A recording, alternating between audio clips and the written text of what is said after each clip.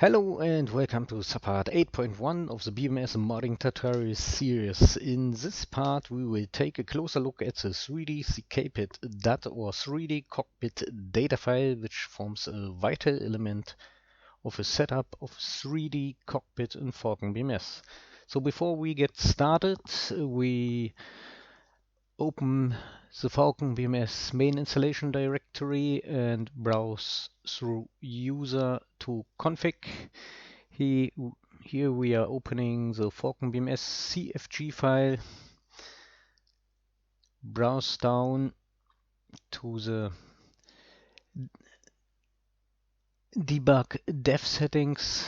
These are development settings that do not show up in the configurator of BMS.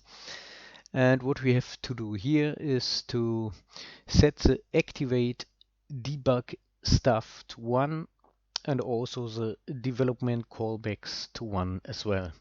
Okay, I come to it in a minute. Let's now move on. For this session we will use the EF2000 3D Cockpit as an example, using the OFM KTO add-on theater for Falcon BMS 4.38. So we have opened the add-on theater, go to Art, CKPT Art, and here you can find all the different cockpit folders. In this case we want to use the EF2000 cockpit folder, and I will create a copy of the 3dckpit.dat so that I don't mess up the original, and we can now work on that one. We open it and we will then go through it step by step. The next thing we do is to open the launcher. OFM KTO is selected, important. The debug on should be enabled, and then we can already launch the game. So the reason why we activate the debug and development callback stuff is that we are able to work on certain files, also open specific files while running the sim. Not everything can be edited without exiting and restarting the game, but there are a couple of things that can either be reloaded by exiting the 3D simulation environment and restarting a mission, or in some cases you can even use development callbacks to load certain or reload certain data while in sim itself. I'm using the dogfight mode for quick accessibility in this case and short loading times, and we are using the British EF2000. As you can see, I've selected the windowed mode rather than the borderless or full screen mode. The advantage is that we can more easily switch forth and back. So let's momentarily pause, and we can now easily jump to the 3dckpit.dat. What appears first here is a bore site cross height or bore sighty. You can edit this value in order to, let's say, make it 75. It's not very well visible with the HUD at the moment. We may simply make it a little bit darker. Okay, so the bore sighty position is essentially defining the bore sight view relative to the longitudinal fuselage datum. We have now changed this value, and in order to load this data, you press Shift plus T to open the chat window, press dot 3dpit, enter, and this changes the bore sight position. As you can see, the horizon line has moved upwards, so it is a way to adjust your default bore sight position. What you should do dependent on the 3D cockpit is to ensure that if you have an enemy or any target aircraft, that the target designation box overlays it, so you can at any time edit this value until you have the right one if necessary. So for the EF2000 it's 59, so that the TD box is properly aligned with underlying objects. So we simply return it to its default value. So that's this purpose you have to tailor the boss ID value accordingly, dependent on the cockpit. In most cases, if you have given cockpit already, this should be done, so you don't need to bother with it. But if you are creating a new cockpit, then this is very important. Okay, here below we can define the render to texture target size. Typical value is 600 to 600. You can of course play around with others as well. Below we have simply a description of this particular section here below, and this section defines the displays, the electronic cockpit displays that are rendered to texture. These comprise the HUD, the pilot photos display, the data entry display, the radar running receiver azimuth scope, left and right MFD, and the helmet mounted sight. So if you have, for example, the HMS not enabled, you can simply dash it out with 2 dashes, and we are switching back to them.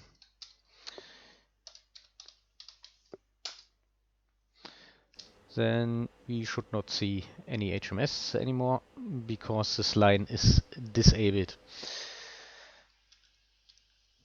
Same could of course in theory be done with any other display as you like.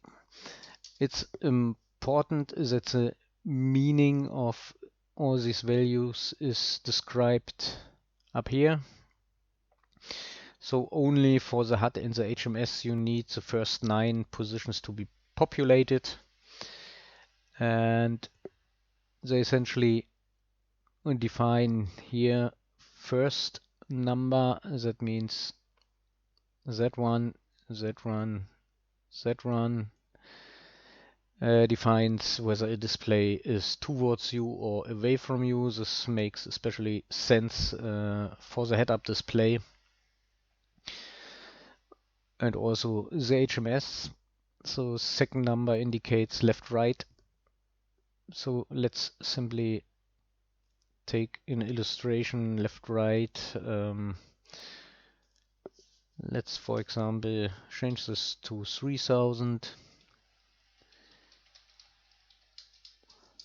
3000 and 3000. Save it. So observe the HUD now. If we edit the data, you can see the HUD area is widening now. You can of course narrow it, and with the third number you can adjust the height of the HUD as well, so you can position the head-up display symbology on your HUD. These other numbers here, it's important to note before we move on to that, that the 3D coordinates refer to upper right, so these 3 positions are upper right, then upper left, and finally lower left. That's important to take into account.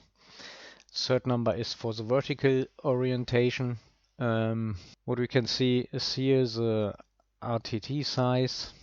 So you must imagine that each of the displays, so to speak, has size. It on one hand must not overlap with other figures. Only bordering numbers are, so to speak, allowed. So otherwise you may get an overlap between different displays. So for example, parts of the HUD on the MFD or vice versa and so on. As said, everything is described here. What you can also adjust is the font. That's the font that's being used for the different displays, so you can select between different fonts. For example, let's change MFD to 12.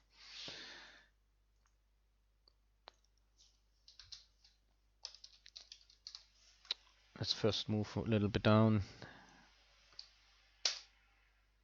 And you can see a different font is being used, and that's adjustable for all the displays. And so you can essentially define what kinds of fonts you want to use. It will also impact the size. So if you're searching for specific fonts that better match a particular cockpit, then you can do so. And you can, in theory, also create a custom font folder and copy paste it into the corresponding cockpit folder and adjust there if you want. Okay, the next section is a models section that indicates which models constitute the overall cockpit. So in the case of the EF2000, we have a primary cockpit model. We have a complementary second cockpit model for the displays and certain indicators. We have the cockpit HUD model. This one is very important. Otherwise, if you have no HUD model, your HUD symbology does not get displayed. If we move a little bit up, I have essentially adjusted the HUD model to fit here in this area. So the complete HUD glass is in this case, in fact, the HUD model, so that's the area onto which symbology can be projected. Okay, in this case also cockpit canopy model and cockpit legs model.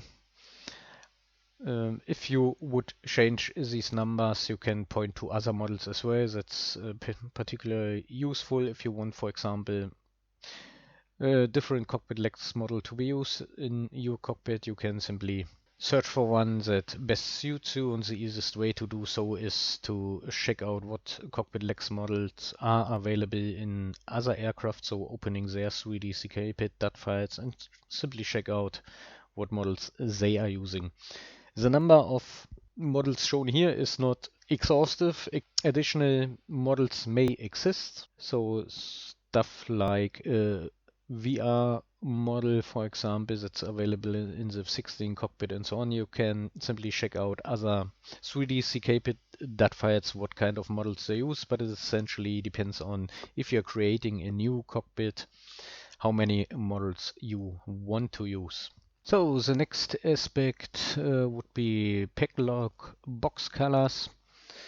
There's always or should be a description of the different lines. You essentially set those different colors as the transparency with the first two, then red, then green, then blue, each with 2. Won't go further into that one. What you can do here is, for example, changing the flood color lights. I have switched the time for better illustration, so we now have a kind of purple layout. And if you would, for example, change the green color tone to, let's say, 1,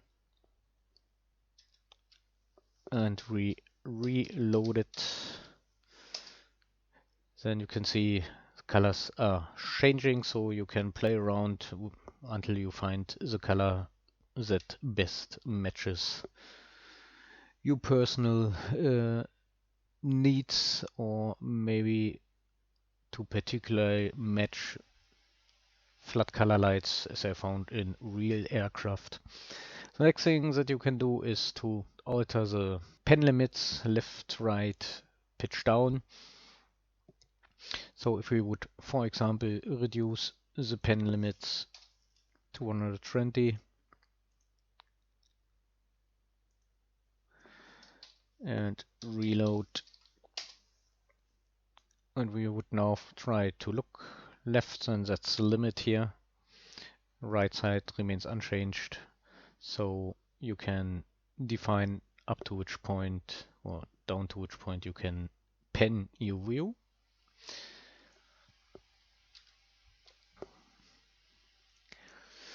With the movement limit, 60UF ready needs to be set to 1 in order to enable 60UF movements. If it's disabled with a null, then 60UF doesn't work. And with these values, you simply define to what extent you can move forward, aft, left, right. There's in all these directions. So we have started once again a new session. So we move on to the HUD view. These entries here are impacting the HUD only view. So if you press 1, specific to this one, we may change the values here.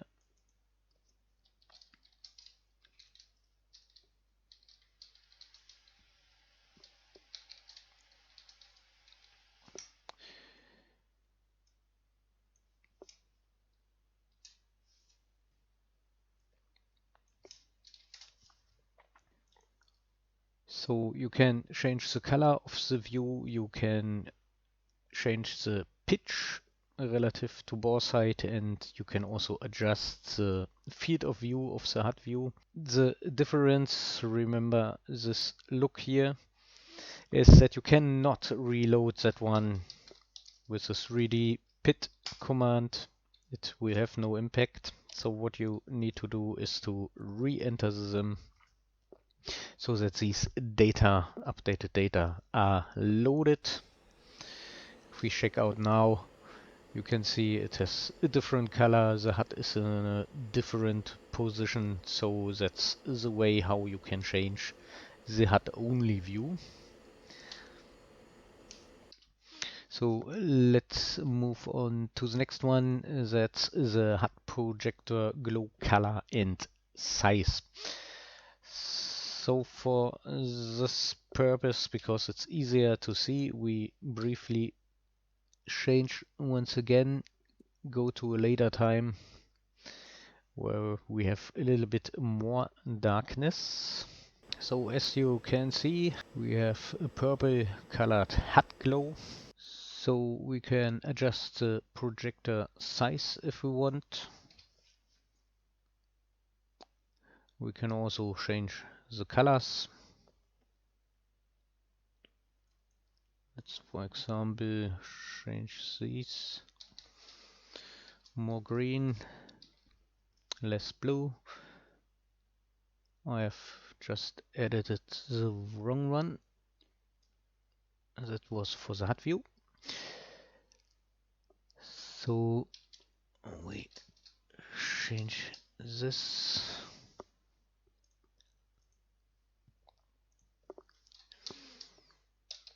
Can reload, and now the color should change, be more greenish, and the glow size should increase as well. As you can see, has become a little bit of an asymmetric shape, so it shouldn't be too large, otherwise you will receive that kind of display. It of course also depends on the actual size of the HUD boundaries defined in here, so you can shift the entire HUD symbology up, down, left, right by editing these numbers, for example. So let's simply switch it off for a moment.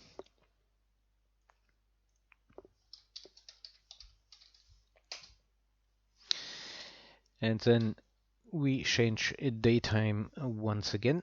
We go to daytime,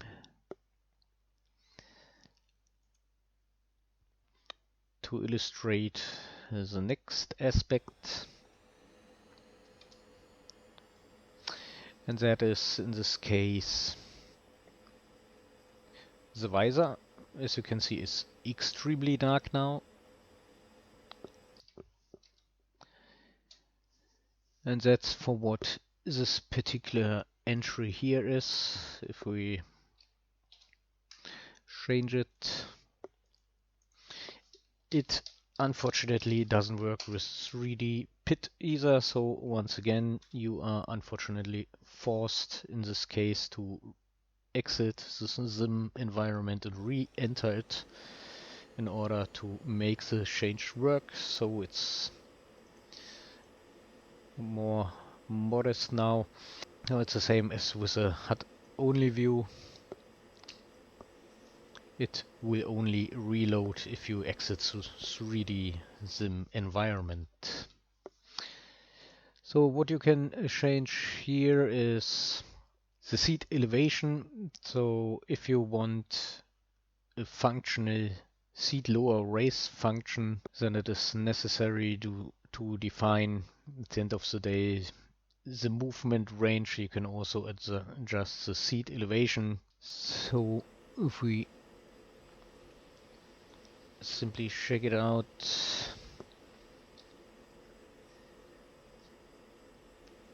that's the seat lower raise, so we can go down and go up. So these values can be adjusted using these entries. What you also have is a head translation offset, so you can define your default position. The default position is essentially the center point of the model that should ideally match the seat headrest position roundabout, and you can change it if you want. So if we say, okay, we go a little bit down, for example, then reload it. It pauses. It does not work immediately. You have to press the middle mouse button to center the view. And now we have the default new viewpoint that's further down in this case. And if you are messing around with this default point of view, then be aware that it is necessary to also adjust the mirror data as well as the HUD data. So that's important to take into account. Okay, for the mirrors, I will link to a good post which has been provided by Cypher, a BMS team member, who has in detail described how all these lines for mirrors work. So you can have, in a nutshell, at least up to 3 mirrors. You can have, of course, less if you want. You, with those initial entries, define the type of stencils and the resolution. So these individual mirrors in fact consist of multiple shapes, such described here, such as circle, square, and so on. And you can rotate these, adjust their shape, their orientation, and so on. And here it's a bottom. You can also adjust the width and height and so on. But as said, I will share a link in the video description where the details are known. So if we simply want to change a little bit positions, let's just briefly do it to illustrate that it does work. If you change something here, you see the mirrors have changed because of the field of view change. Can also change the tilt angle, for example. In this case, it's here. If we increase it to 15, for example,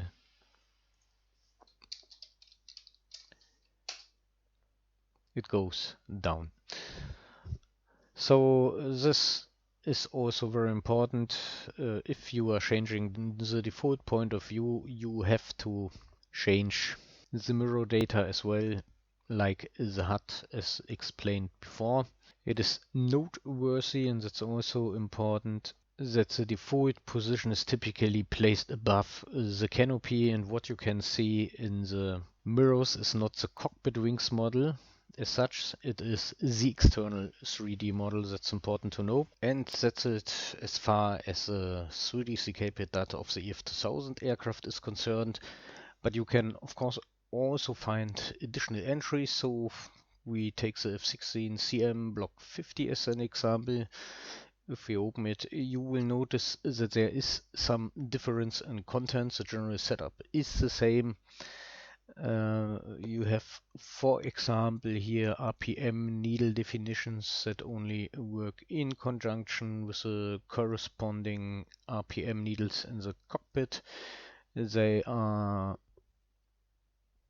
dependent, so to speak, on cockpit functionality, and you will also find other needles and other 3dckpit.dat files with their appropriate definitions. As you can see here, for example, is the angle of the needle relative to the RPM value. In the 15th 3dckpit.dat file, you will also find other needles being defined that way, but as said, it depends on the available cockpit needles in the cockpit in the first place. So one difference you may notice here is, for example, that we have many more models. For example, 3 different cockpit models. We have a cockpit wings model defined here, cockpit model empty, also referred to as a cockpit shell model, is for example defined here, and so on. If we scroll further down, we will also find the guided snap views. These are when pressing the 2 key on the keyboard, and then you can pan the view stepwise like in the old 2D cockpit.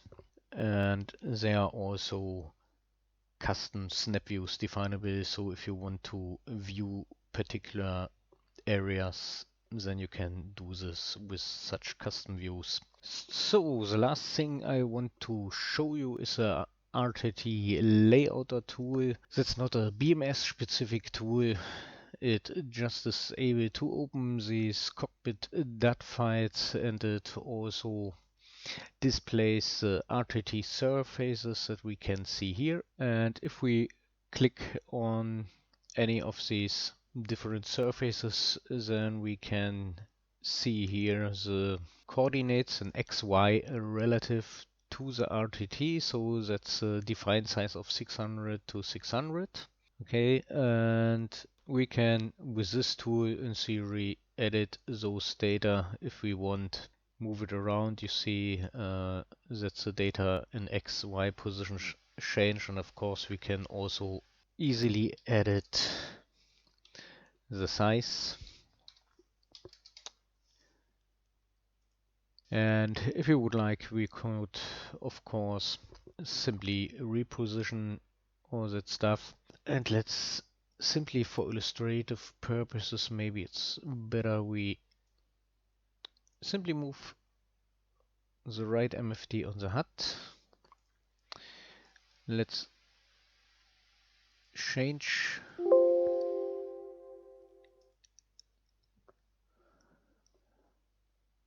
Okay, we have changed it, and now we hope it does work. It's not yet visible. We may possibly need to re-enter the session in this case, and as you can see, we now have the right MFD displayed on the HUD, and it's no longer showing up here. You can also see change in the HMS due to the reduced size. That is the reason why essentially everything at the end of the day must be in the appropriate position. There should be no overlaps, otherwise you get information displayed here and there. And it's important, that's the advantage of this tool, that you can visualize the sizes of the different displays, and you can appropriately ensure that they do not overlap as explained before. So that's it so far for this video. In the next cockpit video we will cover the 3D buttons .dat file, so stay tuned for the next one in the hopefully not too distant future. Have a nice day or night. See you. Bye.